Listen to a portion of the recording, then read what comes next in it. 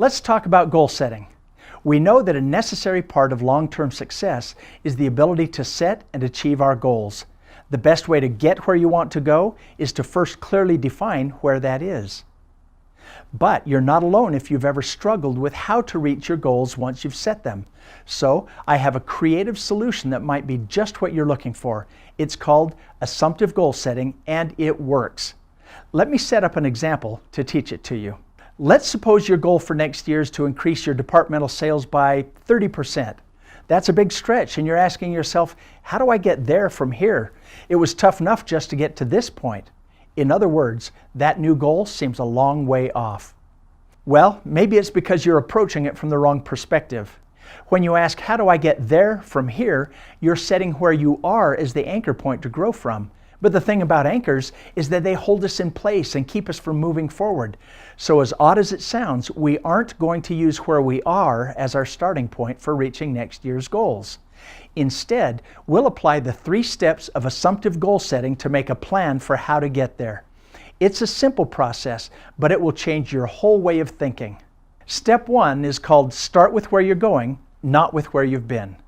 Most people set the past year's achievement as this year's starting point. Because you've already reached it, it only seems natural for that to become your first point of focus. But remember, when you do that, it sets where you are as your anchor, and you just don't need an anchor holding you back. So instead, you'll do it differently by putting all your attention on your new future goal.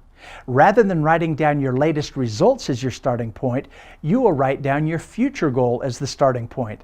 That's why we say start with where you're going. This will make more sense as we move on to step 2. Step 2 is where you assume you have already reached your goal.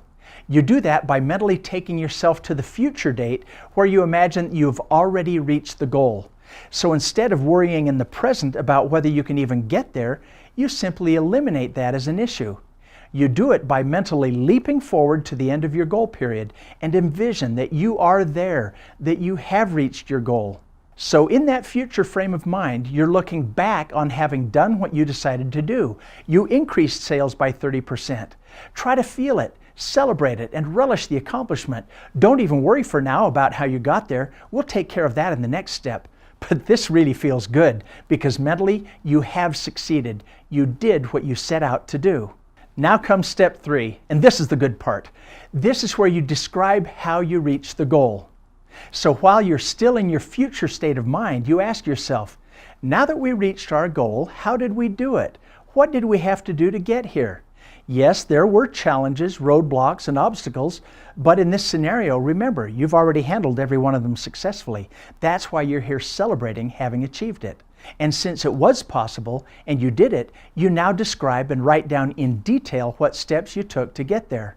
The process of describing it as if it has already been achieved opens your mind up, and the steps to get there will flow much more freely. For example, with that goal to increase sales by 30%, you might write down, to get the 30% sales increase, we needed 3 more salespeople, and so we hired them.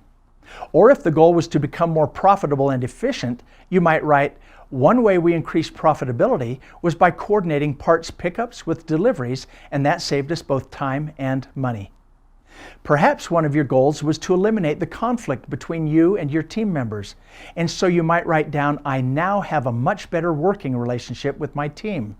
I did that by becoming a better listener, plus I regularly asked and thanked them for their input. Do you see how effective this approach can be? Let's summarize. First, you use your end goal as the starting point, and then you make the mental jump to the future as if you've already achieved it. Then you analyzed in the past tense what it took to get you there. You describe how you overcame obstacles and difficulties, and you write down in detail what you did, how you did it, and what steps you took.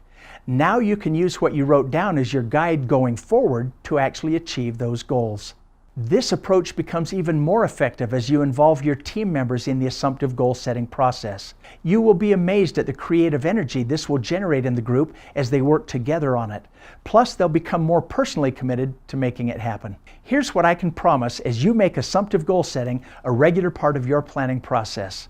In addition to just setting goals, you'll now be able to develop the steps that will take you there. You and your team will be much more united as you work together for a common purpose.